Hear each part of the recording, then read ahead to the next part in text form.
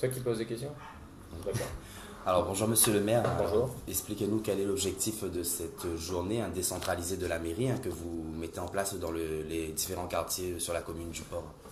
Pardon. Il faut savoir que j'ai été élu sur un message qui est de dire un maire ne reste pas dans son bureau. Un maire, il est au contact de la population et il est parfois très difficile pour certaines personnes d'avoir des rendez-vous avec le maire. Et je sais que beaucoup souhaiteraient avoir un rendez-vous avec moi, ça prend du temps. Et c'est pour ça que je me déplace et j'organise des permanences dans les quartiers. Aujourd'hui, on est à l'épuisement. On a mis en place un système d'inscription sur le site Facebook de la ville, mais on prend aussi les demandes de rendez-vous des personnes qui viennent s'inscrire en mairie pour rencontrer le maire et on les appelle pour caler l'heure de rendez-vous. On prend le temps de discuter, 10, 15, 20 minutes parfois. Donc on a une police municipale qui parfois est mobilisée. L'objectif, bien entendu, c'est que nous soyons au contact direct de la population et je trouve que ce système est particulièrement intéressant dans la mesure où moi-même, je suis en contact avec le terrain. Et un maire qui n'est pas en contact avec le terrain, c'est qu'il ne peut pas être maire. D'accord, mais là comme vous le disiez, comme je disais tout à l'heure, ce n'est pas de la politique, c'est réellement vouloir rencontrer ses propres habitants, de voir les difficultés que rencontrent vos habitants dans le quotidien. Mais vous rencontrez combien de personnes à peu près par jour? Comment ça se passe à part la prise de rendez-vous au téléphone? Alors, je rencontre à peu près aujourd'hui, je vais vous dire 20. C'est pas Rivière-des-Galets, c'est la ZUP ou ici, tous les 15 jours à peu près, sur la base des demandes de rendez-vous des personnes qui souhaitent venir rencontrer le maire. Je sais, beaucoup me disent, Monsieur le maire, ça fait 2-3 ans que j'ai demandé un rendez-vous, je ne vois toujours rien venir, parce que j'ai beaucoup de demandes, parce que j'ai beaucoup d'attentes. Donc, parfois, je vois des personnes creuser là-dessus. Donc, viens me voir dans la semaine. Si c'est pas moi, c'est mon collaborateur qui va faire le relais auprès des organismes de formation, etc., etc. On laisse jamais une personne tout seul, surtout si elle a fait la démarche de venir rencontrer le maire.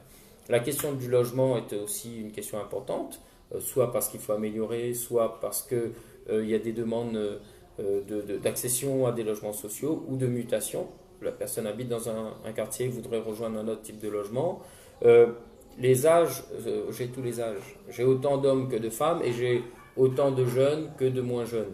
J'ai beaucoup de mères de famille qui viennent me voir en disant on n'a pas eu la chance nous d'avoir un emploi stable dans notre vie.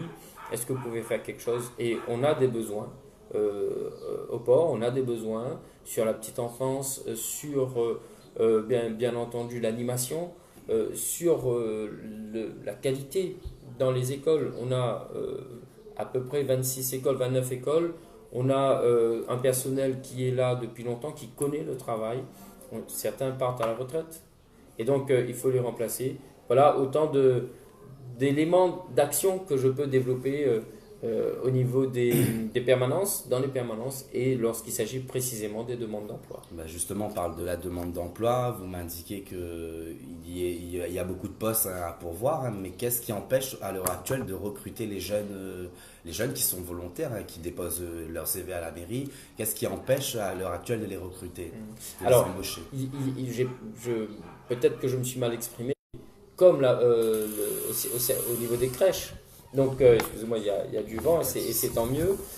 Au niveau des crèches, on ne met pas n'importe qui pour s'occuper des enfants. Il faut au minimum le CAP petite enfance. Au niveau des écoles, on ne met pas n'importe qui non plus pour accompagner et encadrer des enfants dans la classe. Il faut qu'il y ait une expérience, une connaissance. On ne met pas n'importe qui pour surveiller des petits marmailles avec la maîtresse dans la classe. Donc il faut un minimum d'expérience, de connaissance.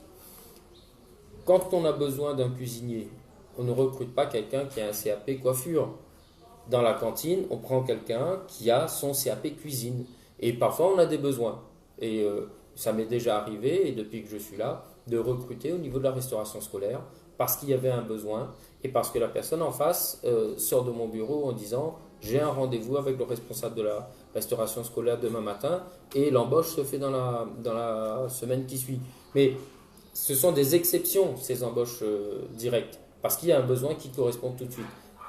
De manière générale, les personnes attendent.